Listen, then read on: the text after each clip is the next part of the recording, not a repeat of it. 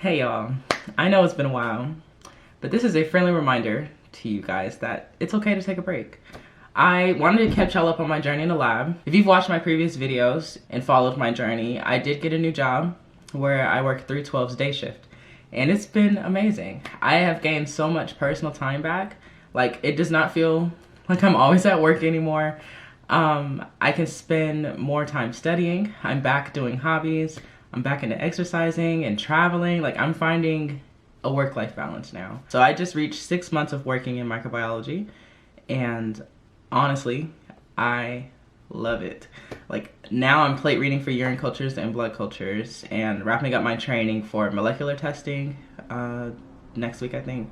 So I'm getting there. It's a lot of experience to be gained in microbiology, and it's very exciting because every day is something new or interesting. It really doesn't get dull because you just never know what's gonna be growing on the plates until you open them. Like, just in the past few weeks, there have been positive blood cultures with the most random things growing in them. One of which was a mycobacteria in a patient's blood culture. So I got to learn how to perform a acid fast stain. What else? Oh yeah.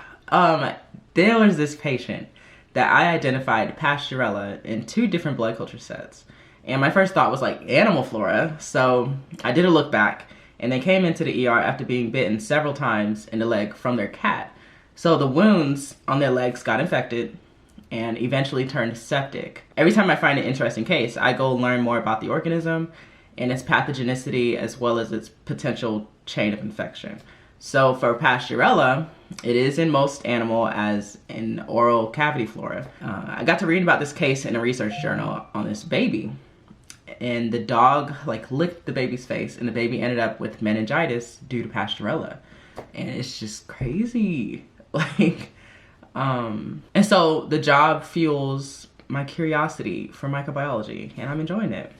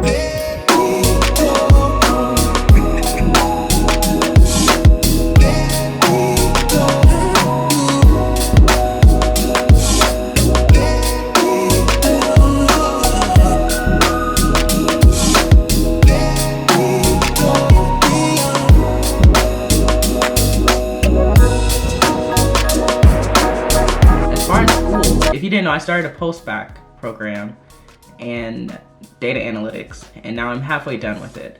So I only have 3 more classes before I finish and graduate from that. I plan to apply to master programs this fall or next spring. I haven't really decided because it's just been a nerve-wracking decision for me. I guess the nerve-wracking part is trying to figure out what should I study at the graduate level. I want to make sure a master's degree will help me with career advancement, of course, but will also leave room for possible doctoral studies in the future. So I'm still undecided. So hopefully this summer I can make a decision. I don't know, but overall, it's just a great feeling to further enjoy the work that I do, because I did enjoy being a journalist, but now that I'm specialized in the area that I really wanted to be in, it's pretty cool. And it's also been inspiring for me to keep exploring new goals as I learn more about the laboratory field and public health and just the overall picture of microbiology, from the clinical side and the public health side.